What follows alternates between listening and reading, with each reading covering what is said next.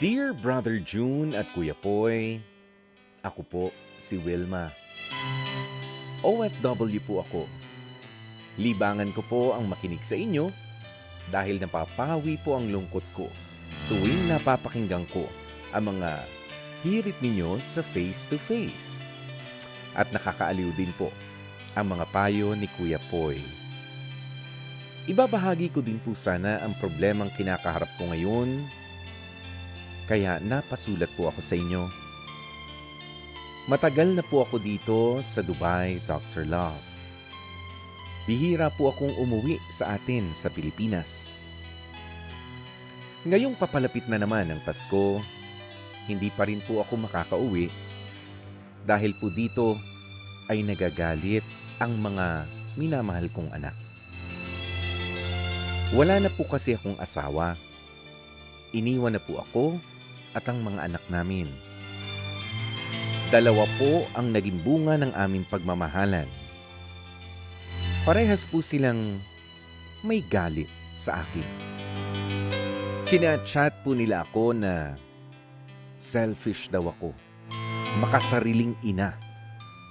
Dahil hindi ko man lang maibigay sa kanila sa Pasko ang pagkakataon na makasama ang kanilang nanay. Gustong-gusto ko pong umuwi, sa totoo lang, Brother June. Miss na miss ko na po ang dalawa kong dalaga. At sobrang lungkot po rito. Lagi ko po yang sinasabi at ipinapaalala sa kanila. Pero hindi po yata sila naniniwala sa akin. Ang katwiran po ng mga anak ko,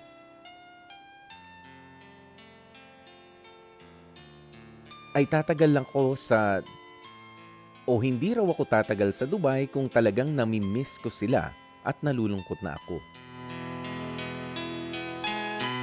Kaya Dr. Love, parehas pong babae ang mga bata. Ang isa ay high school, ang isa naman po'y huminto sa pag-aaral. Ang gusto ko lamang po ay ang mabigyan sila ng sigurado at magandang buhay. Kaya ako sumugal at patuloy na nagsasakripisyong hindi muna sila makasama at manilbihan dito sa ibang lupain. Pero bakit po kahit malalaki at may isip na rin naman sila, hindi po nila ako maintindihan? Ang sabi ko po ay marami pa namang mga Paskong daraan at siguradong magkakaroon din kami ng pagkakataong magkasama-sama. Magkakaroon din ako ng pagkakataong umuwi. Pero Dr. Love, galit pa rin ang mga statement nila sa akin. Ang gusto ko lang naman ay ang hindi nila maramdaman na naghihirap sila kahit na wala silang ama na sumusuporta sa kanila.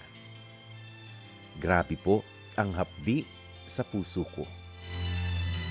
Paano ko nga po ba mapapaamong muli ang aking dalawang dalagita?